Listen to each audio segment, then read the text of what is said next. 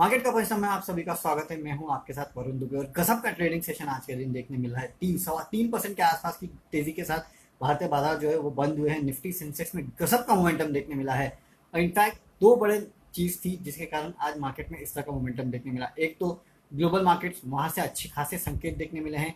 डॉ फ्यूचर्स देखिए, हम जब बंद हो रहे थे तब करीब 700 पॉइंट के आसपास की तेजी दिखा रहे थे और पूरे दिन अगर आप देखें तो डॉ फ्यूचर्स में गजब का मोमेंटम देखने मिला। 700-800 पॉइंट के आसपास की तेजी जो है डॉ फ्यूचर्स में लगातार देखने मिल रही थी। ये कहीं ना कहीं साफ एक संकेत दे रहा है कि शायद आज आपको यूएस मार्केट में बेहतरीन ट्रेड देखने मिलेगा और इसके लिए कहीं ना कहीं डॉ फ्यूचर्स में इस तरह की तेजी जो है वो आज के ट्रेडिंग सेशन में आपको देखने मिली है। और शायद डॉ जोन्स भी जो है या फिर यूएस मार्केट जो भी है वो भी इसको कहीं ना कहीं अब बचाते हुए नजर आएंगे और इसके लिए शायद आपको एक बेहतरीन ट्रेडिंग सेशन जो है आज यूएस मार्केट में देखने मिलेगा और उसी का रिफ्लेक्शन जो है भारतीय बाजारों में आज देखने मिला है। इसके अलावा दूसरा जो आरबीआई की तरफ से बूस्टर डोज दिया गया वो एक बहुत बड़ा रीजन था जिसकी वजह से आपको इस काउंटर में इनफैक्ट आज बाजारों में अच्छी खासी तेजी जो है वो देखने मिली है। और सबसे बड़ी बात क्या है, देखिए मैं आपसे लगातार पिछले कुछ दिनों से कह रहा था कि 9200 के ऊपर अगर हम जाके बंद होते हैं, 9150 के ऊपर अगर हम जाके बंद होते हैं तो कहीं ना कहीं कन्विक्शन जो है वो हम भारतीय बाजारों में कुछ हद तक लौटता हुआ नजर आएगा, जो कि आपको अगला लेवल जो है 9600 तक लेके जा सकता है। अब 9200 का लेवल मैं इसके लिए कह रहा था क्योंकि पिछले एक महीने की सबसे बढ़िया क्लोजिंग आज हमने दी है। 16 मार्च वो तारीख थी जब 9200 के नीचे हम पहले बार क्लोज हुए थे। इनफैक्ट 9000 उसके पहले तो 9900 के आसपास क्लोजिंग दे रहे थे, लेकिन 16 मार्च वो तारीख थी जब हम 9197 के आसपास क्लोज हुए थे और उसके बाद से लगातार 9100, 9130, 9150, 9200 के लेवल्स के आसपास अटकते हुए नजर आ रहे थे। इनफैक्ट 9100 के ऊपर तो हम क्लोजिंग देने में ही कहीं ना कहीं नाकामयाब हो रहे थे। पिछले तीन ट्रेडिंग सेशन अगर आप देखें तो लगातार 9100 के नीचे हम फिसल रहे थे। उसके एक दिन पहले 9100 के आसपास हमने कहीं ना कहीं क्लोजिंग दी थी, लेकिन फिर से उसके नीचे हम फिसलते हुए नजर आ रहे थे। इसके लिए मैं बार बार आपसे कह रहा था कि 9200 ये वो लेवल होगा, इसके ऊपर अगर क्लोजिंग आती है तो शायद आपको 9600 तक लेवल जो है वो भारतीय बाजारों में देखने मिलेंगे। और देखिए वैसे भी आज फ्राइडे है और फ्राइडे की ट्रेडिंग सेशन में इस तरह का पॉजिटिव मोमेंटम लेके अगर भारतीय बाजार बंद होते हैं तो ये तो काबिल तारीफ है। 9260 270 के आसपास आज की जो क्लोजिंग है वो कहीं ना कहीं कॉन्फिडेंस दिलाती है कि हो सकता है कि आपको थोड़ा बहुत अपमूव जो है आने वाले ट्रेडिंग सेशन में भी देखने मिलेगा। तो एक बहुत बेहतरीन ट्रेडिंग सेशन था आज का। चौतरफा खरीदारी देखने मिली। Nifty, Sensex, mid cap, bank Nifty को देख लीजिए, सबसे ज्यादा तो वही तेजी देखने मिली। इनफैक्ट जो रेट सेंसिटिव से ना आज वहां काफी बेहतरीन मोमेंटम था। आप बैंक निफ्टी देख लीजिए, रियल एस्टेट काउंटर्स देख लीजिए, इसके अलावा ऑटो काउंटर्स देख लीजिए, वहां भी अच्छी तेजी थी। दबाव कहाँ था तो आईटी में तो नहीं था मेरे ख्याल से, फार्मा और एफएमसीजी। इनफैक्ट ये दो वो सेक्टर्स थे जिन्होंने पिछले जो मार्केट में गिरावट आई थी उनमें इन काउंटर्स में अच्छी खासी तेजी देखने मिली थी। तो कुछ हद तक ये भी लग रहा है कि पोर्टफोलियो की जो चर्निंग है वो अब होते हुए कहीं ना कहीं नजर आ रही है। तो अच्छा मोमेंटम है, इस मोमेंटम को आप अच्छे से प्ले कर सकते हैं। 9600 तक के लेवल्स के लिए इस मोमेंटम को आप प्ले कीजिए। अगला पड़ाव जो है आपको शायद उन्हीं लेवल्स पे आते हुए दिखाई देगा, 9600, 9500 के आसपास। तो उन लेवल्स यानी कि 300 350 पॉइंट के आसपास की तेजी जो है आपको भारतीय मार्केट में इन लेवल से भी देखने मिल सकती है। तो उसके लिए आपको बेसअप हो जाना चाहिए। अब दरअसल जो नया सपोर्ट आएगा वो 9100 के आसपास आएगा। मुझे नहीं लगता कि अब 9100 या 9000 का लेवल जो है वो भारतीय बाजार तोड़ते हुए आपको दिखाई दे सकते हैं। आज का लो देखिए, मेरे ख्याल से आज का लो भी देखिए 9090 के आसपास तो आज का लो भी था। तो ये रेंज जो थी ना 8000 से 9000 9100 की, वो आज टूट गई है। ये मोमेंटम मेरे ख्याल से अगले कुछ दिनों तक जारी रह सकता है, एटलीस्ट इसकी मैं उम्मीद करता हूँ। अगर कोई ज्यादा बुरी खबर ना आए तो ये आजकल एक राइडर देना पड़ता है, क्योंकि वेरिएशन इतने हैं ना ये कोरोना वायरस को लेके, कौन सा देश कब उठ के क्या बोल दे ये पता नहीं। समझो कल को कोई छोटा मोटा देश उठ के बोल दे कि हम तो हमारे सरकारी बॉन्ड्स पे डिफॉल्ट कर रहे हैं, इसका मतलब सरकार डिफॉल्ट कर रही है, ऐसा कोई स्टेटमेंट आएगा किसी किसी छोटे मोटे देश की तरफ से? हमारे या यूएस की तरफ से तो मेरे ख्याल से ऐसे स्टेटमेंट्स नहीं आएंगे, लेकिन इस तरह के अगर स्टेटमेंट्स आ गए तो शायद आपको फिर मार्केट्स में वापस दिक्कत देखने मिल सकती है। इसके लिए कप ट्रेंड जो है वो शायद अब शुरू होता नजर आ रहा है। 9600 तक मार्केट को जाना चाहिए अगले कुछ दिनों में। हालांकि हाँ वॉलेटिलिटी रहेगी, लेकिन इस वॉलेटिलिटी के बीच में अगला जो लेवल आता है 9600 के आसपास आता है। चलिए अब सवाल जवाब का सिलसिला शुरू करते हैं। बीईएमएल पे आशीष अग्रवाल पूछ रहे हैं कि क्या व्यू है। देखिए आशीष जी, मैं रोज स्टॉक्स न्यूज बनाता हूँ, देखता हूँ उनको, तो उसमें मैं देख रहा था कि बीईएमएल में एलएनटी म्यूचुअल फंड ने अपना कुछ स्टेक जो है वो बेचा है और बीएल में इनफैक्ट उन्होंने अपना जो स्टेक है उसको बढ़ाया है। तो मेरे ख्याल से अगर सबसे अच्छी स्ट्रैटेजी तो यही होगी कि आपको किसी फंड के साथ जाएंगे तो ज़्यादा पैसा आपका बनता हुआ दिखाई देगा, और वैसे भी कन्विक्शन ज़्यादा आ जाता है जब इस तरह के फंड जो है खरीदारी या बिकवाली करते हैं। BML शायद मेरा इस समय का प्रेफर्ड पिक नहीं होगा, हालांकि सरकारी कंपनी है, बिटर्नल कंपनी ये भी है, तो उस लिहाज से चल सकती है। लेकिन हाँ, ये भी उन स्टोरीज में से है जो डिसइन्वेस्टमेंट टारगेट या डिसइन्वेस्टमेंट करना चाहती है सरकार, उस पैक में से है ये, जिसमें BPCL आता है, जिसमें BML भी आता है। उस स्टोरी पे ये शायद चल सकता है, लेकिन मेरे ख्याल से देखिए फिलहाल अगर बड़े बड़े फंड्स इस काउंटर को डंप कर रहे हैं तो मेरे ख्याल से फिलहाल थोड़े टाइम रुक जाना चाहिए आपको। फंडामेंटली मेरे ख्याल से लॉन्ग टर्म का व्यू इसमें नहीं लेना चाहिए, शॉर्ट टर्म के लिए ट्रेड करना है तो आप इस काउंटर को ट्रेड कर सकते हैं। इससे अच्छा BL होगा जिस काउंटर में आपको निवेश करना चाहिए। मेरू सुवा अयर पूछे है अल्ट्राटेक सीमेंट। देखिए वैसे भी अगले हफ्ते सीमेंट काउंटर जो है वो काफ़ी हद तक फ्लेवर में रहने वाले हैं। अब ये ऐसा क्यों रहेंगे, क्योंकि अगले हफ्ते ACC के नतीजे आने वाले हैं। अब देखिए जैसे ही सीमेंट काउंटर में, याद रखिए एक सीमेंट काउंटर के भी नतीजे आते हैं तो बाकी सीमेंट काउंटर उससे क्यों लेना शुरू कर देते हैं। हालांकि सीमेंट पैक में अगर आप देखें तो JK लक्ष्मी सीमेंट ये काउंटर है जिसके नतीजे शायद अच्छे आ सकते हैं।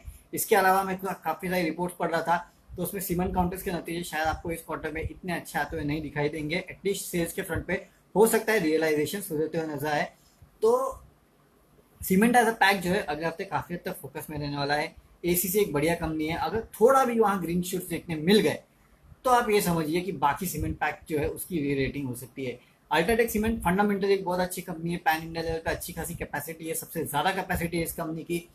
तो मेरे ख्याल से पोर्टफोलियो लाइक स्टॉक ये है, और साथ ही साथ अगले हफ्ते के लिए एटलीस्ट स्टार्टिंग के 2-3 दिन तक आप इसको on a positive note play कर सकते हैं। सीमेंट स्पेस जो है वो अगले हफ्ते काफ़ी हद तक नजरों में रहने वाली है ACC के नतीजों के चलते हुए। किरीट कुमार मलविया पूछ रहे हैं KEI। देखिए KEI, KEC ये कुछ ऐसे काउंटर्स है ना, याद रखिए मलविया साहब। देखो KEC पे भी रस्तोगी जी ने पूछ लिया कि क्या व्यू है। अब देखिए ये वो काउंटर्स है ना, जब बाजार में गिरावट आई तो इन काउंटर्स की धुलाई हो गई। लेकिन याद रखिए ये वो काउंटर्स से जो 11 रुपए से 150-200 रुपए तक चले गए थे, 10-10 गुना हो गए थे। ये उस टाइप के काउंटर से 300-300, 400-400 रुपए तक गए थे, और ट्रेडर्स फेवरेट काउंटर्स में से रहे हैं ये। वन ऑफ द मोस्ट सबसे ज़्यादा रिटर्न्स देने वाले काउंटर्स में ये शामिल है। बाजार में जब तेजी आएगी तो KEI, KEC जैसे काउंटर जो है वो अच्छी खासी तेजी आपको फिर दिखा सकते हैं। सिर्फ KEI में प्रॉब्लम आज यही है कि आपको KEI की जगह जो दूसरा विकल्प मिल गया है वो पॉलीकैब मिल गया, और इस बार के मैं नतीजों की रिपोर्ट पढ़ रहा था तो पॉलीकैब के जो नतीजे है वो शायद आपको ज़्यादा बेटर देखने मिलेंगे किसी KEI के मुकाबले। तो मेरे ख्याल से KEI भी एक अच्छा बैट है, मैं KEI के लिए ना नहीं बोल रहा हूँ, लेकिन KEI से ज़्यादा अच्छा बैट जो है वो आपको शायद किसी पॉलीकैब में मिल सकता है। और KEC इंटरनेशनल जो है, आप देखिए KEC international is once again a company जो कि कैपिटल गुड्स से सेक्टर से रिलेटेड है। KEC इंटरनेशनल जो है वो L&T को आप देख रहे हैं पिछले कुछ दिनों में अच्छा मूव देखने मिला है, तो ये जो सेक्टर है उसमें शायद आपको छोटी मोटी री रेटिंग जो है वो देखने मिल सकती है अगर बेल वजह इस तरह के मूव दिखाता है तो। मेरे ख्याल से KEC इंटरनेशनल भी एक अच्छा बैट है। KEI हो KEC हो, दोनों को आपको अपने पोर्टफोलियो में या फिर थोड़े समय के लिए तो रख के लेना चाहिए, अच्छा पैसा आपको बनेगा। लेकिन KEI से अच्छा मेरे ख्याल से अभी भी मुझे लगता है कि जो पॉलीकैब है वो शायद ज़्यादा बेटर होगा। अच्छा, प्रफुल्ल सबले DLF पे व्यू पूछ रहे हैं। देखिए रियल एस्टेट काउंटर जो है उनमें आज बहुत अच्छी तेज़ी देखने मिली, क्योंकि RBI की तरफ से जो राहत दी गई है इस पूरे सेक्टर को लेके वो शायद इस पूरे सेक्टर का मूड जो है उसको बना रही है। और कई कई रिपोर्ट्स ये भी आ रही है कि सरकार जो है जब हालात ठीक होंगे तो रियल एस्टेट सेक्टर जो है उसको काफ़ी हद तक पुश देते हुए दिखाई देगी। क्योंकि देखिए ज़्यादातर जो अनऑर्गेनाइज सेक्टर का अनएम्प्लॉयमेंट हम कहते हैं वो आपको इसी सेक्टर में देखने मिलता है।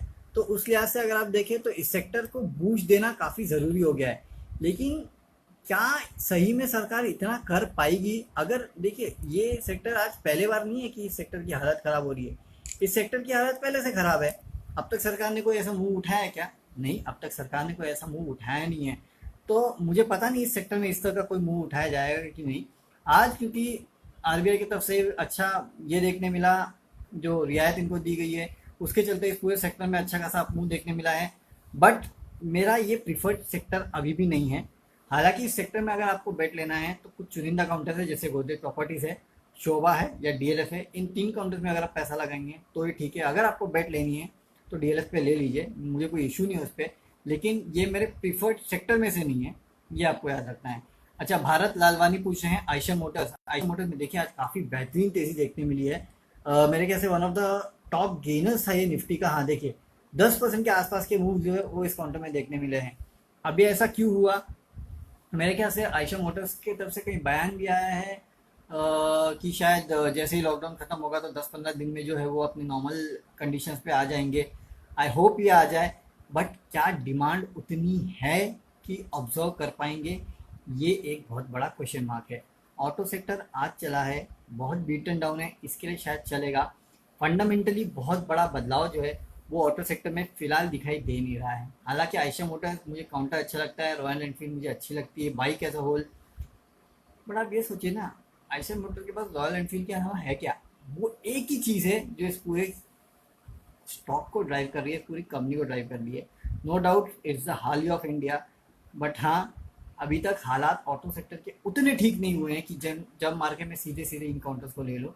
इसके लिए मैं कह रहा हूँ कि ठीक है, चलेगा, आप ट्रेड कर सकते हैं इन काउंटर्स को। 14,000 के आसपास है मेरे ख्याल से। अच्छा आप मूव आपको और देखने मिलेगा कुछ दिनों में, लेकिन उतार चढ़ाव चलता रहेगा। 16,000 के आसपास के टारगेट के लिए आप इस काउंटर को ट्रेड कर सकते हैं। उसके बाद निकल जाना मेरे ख्याल से, ज़्यादा बहुत बड़ा अपमूव तो बनता नहीं है। एक आखिरी सवाल लेता हूँ, या अतुल लखोटिया पूछे Bajaj finance and Bajaj Finserv. देखिए दोनों ही काउंटर्स मेरे फेवरेट ट्रेडिंग बेट्स में से है। मैं हमेशा से कहता था, अब मैंने तो इसको 8,000 के लेवल पे भी रिकमेंड किया, और आज देखिए बजाज फिनसर्व 5,000 के लेवल पे। मेरे ख्याल से पोर्टफोलियो का हिस्सा बनाने लायक काउंटर ये है। जब हालात ठीक होंगे तब इन काउंटर में अच्छी तेजी आपको देखने मिलेगी। ये लेवल्स पे ये काउंटर जो है बहुत लिक्रेटिव है। पोर्टफोलियो का हिस्सा आप इन काउंटर्स को बना के रख सकते हैं। लॉन्ग टर्म के लिए आपको इन काउंटर्स में निवेश करना चाहिए। उतार चढ़ाव तो आते रहेंगे, अब किसको बताता है कि इकोनॉमी में इस तरह का हालत खराब होगी। लेकिन हाँ, इन काउंटर्स को आप रख सकते हैं अपने पोर्टफोलियो में। दोनों ही काउंटर्स काफ़ी बेहतरीन है। चलिए इसी नोट पे आप विदा लेते हैं, सवाल जवाब का सिलसिला बंद करते हैं। अब देखिए, आज फ्राइडे था, कल सैटरडे संडे है, उसके पहले एक बेहतरीन अपमूव जो है वो भारतीय बाजारों में देखने मिला। एक तो कन्विक्शन के साथ भारतीय बाजार जो है वो वीकेंड पे जा रहे हैं। मैं उम्मीद करता हूँ कि यूएस मार्केट में अच्छी खासी तेजी जो है डाउ फ्यूचर में जिस तरह की देखने मिली वही बरकरार रहे। तो शायद मंडे को जब हम खोलेंगे, जो ऑप्टिमिज्म लेवल है वो शायद आपको और बढ़ते हुए दिखाई देगा। कुछ हद तक रूपी ने भी मदद की है। इसके अलावा याद रखिए, एफआईएस के आंकड़े भी थोड़े थोड़े सुधरते हुए नजर आ रहे हैं। हालांकि इतने नहीं सुधरे हैं, लेकिन कुछ कुछ दिन तो कम से कम वो खरीदारी कर रहे हैं। आज देखना होगा कि एफआईएस ने कितना बढ़ चढ़ के खरीदारी की है, क्योंकि ये आपको ये भी बताएगा कि आरबीआई के ऊपर उनका कॉन्फिडेंस कितना है। तो कहीं ना कहीं ये कुछ ट्रिगर्स होंगे मंडे को, जो हम लेके आपके सामने फिर आएंगे। सुबह सुबह 7 बजे हमारे साथ जुड़िए, देखेंगे कि मार्केट को कैसे ट्रेड करना है, ग्लोबल संकेत कैसे हैं, एफआईएस का मूड कैसा है, और उस दिन भारत को लेकर संकेत कैसे हैं। तब तक के लिए आप अपना वीकेंड एंजॉय कीजिए, लेकिन हाँ, घर पे ही रहिए। Stay safe, stay healthy. तब तक के लिए bye bye and happy weekend.